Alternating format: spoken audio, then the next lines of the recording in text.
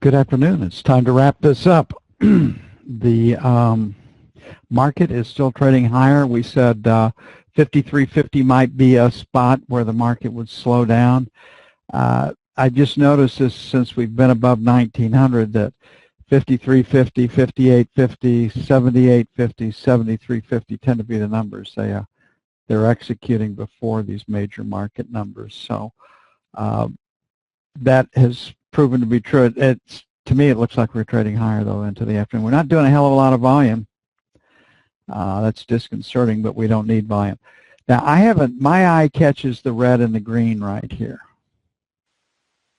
And so I'm keying off of this for the sell side, but equally on the green side, on this side of the bar, right down here, you would have, length coming on. So this chart can really help you if you know what you're going to do.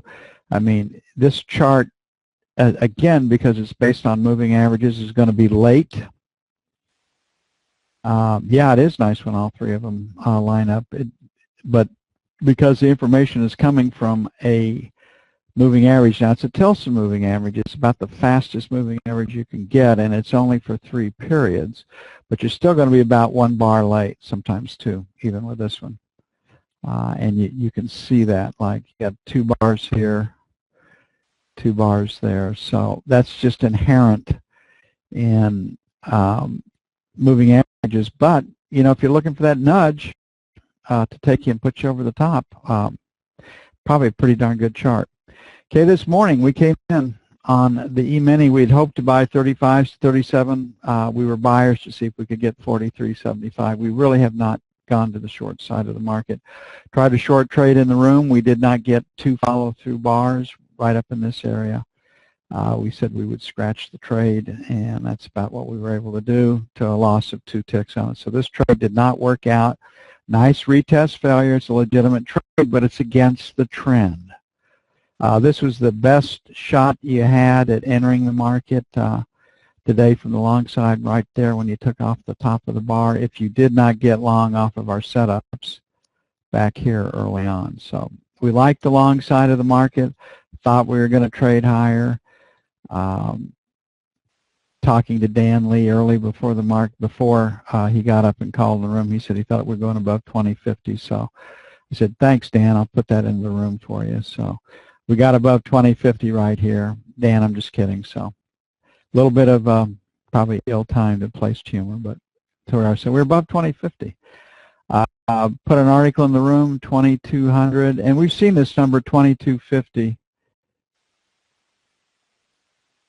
back at the end of the summer when we made another new contract high. So that supposedly is the blow-off high. Now remember, it's been 1950. 2000, 2050, now it's 2250. So they have to have something to talk about. Pretty good participation here, 50 lot player. This was the peak selling right here, but you can just see they've been on the long side. When I look at pane number 2, you can just see that it's the blue's getting more action than the red is. So this market's going to close strong. Be looking to buy weakness in the overnight session to see if we can extend the range up. If the market was to close right now, we'd be looking to buy against 50 starting tomorrow. So what does the F1 screen show us? Higher. Got a higher low, higher high. What does the F2 screen show us? Double distribution up. Says higher. Find a place to buy. Where's the break in the volume at 49? Last rotate down was 51. So this 50 to 52 coming in this 50 area, 51, 50 area plus or minus will be where we'd look to get long. Obviously, selling failure to make new highs would be the short. And again, it's the easiest trade to see, and it usually is there in the night session. In the day session, sometimes it is and sometimes it isn't. So the buy is going to be 50 plus or minus. And on the then our 45, 47 will be buy 2. Last rotate down stopped at 49. So that's where I see the best support.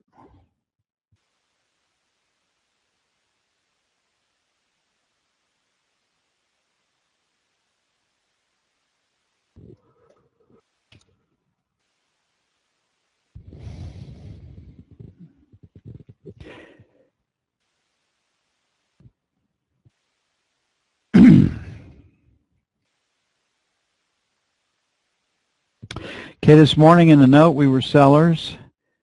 We said if we didn't get through 20, 24, we wanted to be short.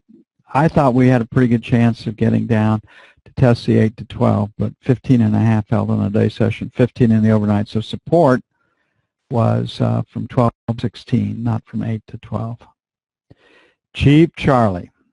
Okay, we have ourselves an inside day right here. That usually yields a trading range. And why might we have a trading range tomorrow? What piece of news is likely to hold us in a trading range tomorrow?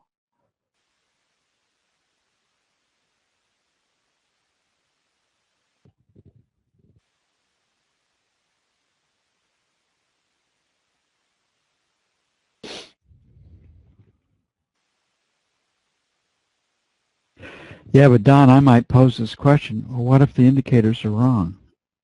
Even if all three of them are lined up together, what am I supposed to do? Just kidding. Just kidding. If you if you find yourself falling trapped to that type of internal conversation, you got to kill that conversation. That's mental malpractice. You got to have confidence to play this game, you can't allow that conversation to develop between your ears. It certainly, the best case scenario on that is hesitation, and usually it keeps you from trading, period. Just like instrument flying, trade what you see. And instrument flying can get extremely uncomfortable if your equilibrium is upset. I don't think there's a hell of a lot different in today's market. Selling failure to get through 24 is still a trade. And 27 to 31. The big piece of news that will control the action tomorrow and is likely to lead to a trading range is FOMC minutes from last month. How strong is the economy? It's old news, but it might be that impetus, that little piece of news that would allow big boys to come into the market and get long. Okay, last rotate down stopped at 17, so support is 13 to 17. And 5 to 9. As Don would say, trade what you see, Charlie. A lot of pressure, Don. I don't know if I can handle it.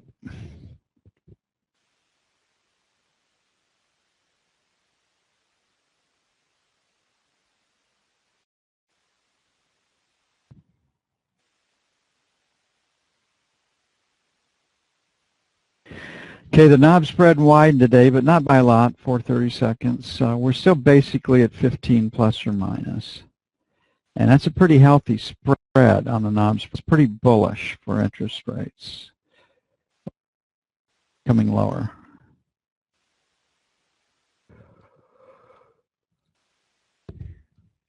So right now the low is 13, so 9.13 is buy 1.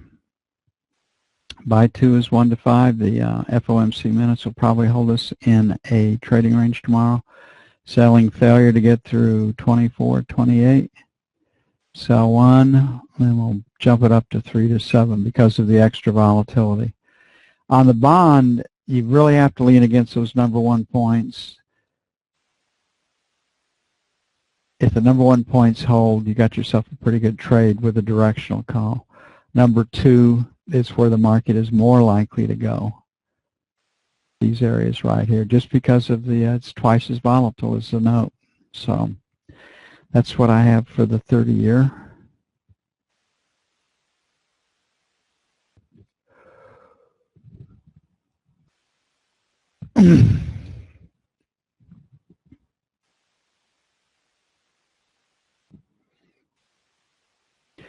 Gold. Interesting. Europe basically last week said, yep, we're going to print all the money we need to print and buy all the instruments we need to buy to at least keep the economy at 1 to 0.2% growth. They need a lot more than that, and it's been our hope that they could knock the euro down, and they've been pretty successful at that.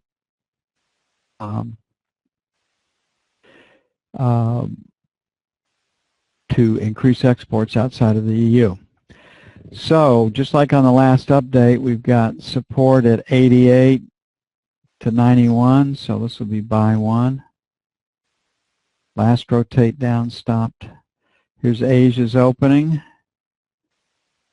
and it was a P before the announcement was made, so this 85 area plus or minus will be buy two, maybe as high as 87 up into here.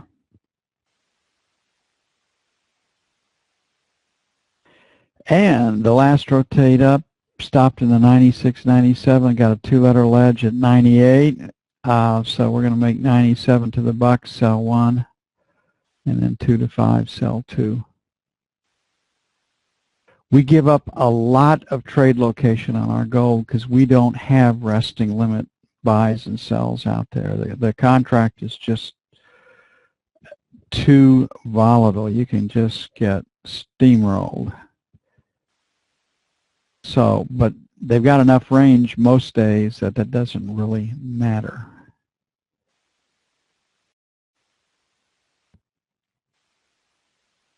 But it is something you have to appreciate. Now, tomorrow is the crude inventories.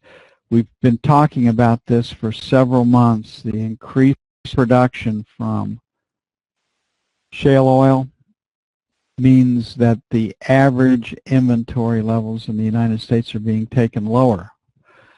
They do not need 90 to 120 days to get the oil from when they place the order in Saudi Arabia to the United States. And our production is 3 million barrels a day more than where it was a couple of years ago. Canada's production is up. Mexico has hired U.S. oil company expertise to get their production up. Brazil's oil production is up. So in North and South America, but North America especially, oil production is going up and looks to go up. So Saudi Arabia, part of their move is to put the pressure on those that are extracting crude oil from the shale formations. When you look at potential reserves, and always subject to change, on paper the United States has a lot more reserves than Saudi Arabia does. And we, if you look at the United States, we are energy rich with uranium, coal, natural gas, and crude oil. A lot of the world isn't. And if we were to exploit that, we can certainly help our economy grow faster. So this targets below $75 probably are to impact Russia, Iran, who are their immediate threats, and then the United States is a long-term threat because of increased crude oil production. Okay, we have a B. We're pointed lower. Resistance in the 76 area, 76.50 held. $3 from 76.50 takes us back to the 73.50 area, 73.30. $2 takes us to the 74.30 area, and we're kind of there. So our first buy zone will be 74, 74 and a quarter, and I don't like the long side of the market. I can trade long, but I'd much rather get short. And then our 73.50, 75 for buy two, on the idea that the market may not break. Because of the crude inventory markets report tomorrow, the market might find some short covering overnight and tomorrow morning, or we might catch some news out of the Middle East that would bring in selling too. Sell one, 74, 75, 75, sell two, 75 and a quarter, 75.50.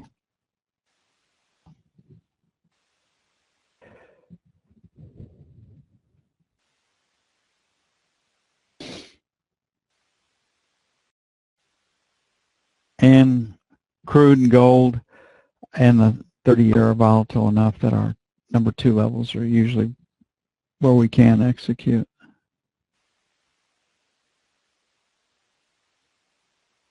Okay, the euro went out strong.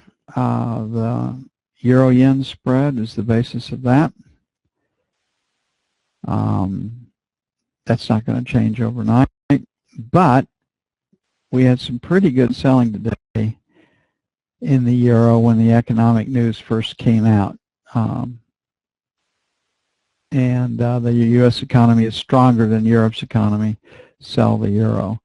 So strong economic news. Tomorrow we have starts and permits. Not big numbers, but with today's home builder number at 58, they're forecast to be over 1 million. They are getting better.